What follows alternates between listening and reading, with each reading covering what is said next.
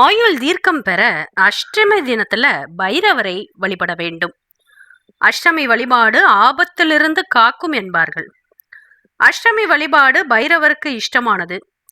அதிலும் தேய்பிறை அஷ்டமி என்பது மரண பயத்தை நீக்கும் அற்புதமான வழிபாடாகும். தேய்பிறை அஷ்டமி செவ்வாய்க்கிழமை வந்தால் இன்னும் சிறப்பு. அன்றைய தினம் பைரவரை வணங்கிட கேட்கும் வரங்கள் அனைத்தும் கிடைக்கும்.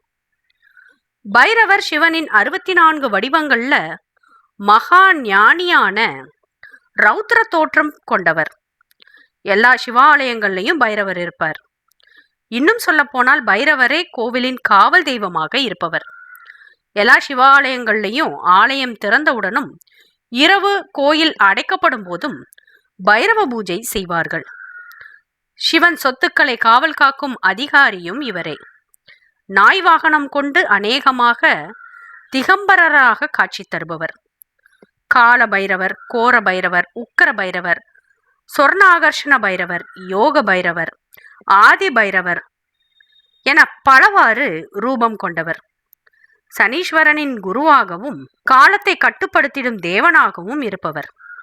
12 ராசிகள், அஷ்ட திக்குகள், பஞ்சபூதங்கள், நவகிரகங்கள் என எல்லாவற்றையும் கண்காணிக்கும் ஆதி தெய்வம் பைரவர். காசி நகரமே பைரவரின் கட்டுப்பாட்டுக்குள் இருப்பதாகவும் அதனால்தான் அங்கு இறப்பவர்களுக்கு மோட்சம் கிடைப்பதாகவும் சொல்லப்படுகின்றது.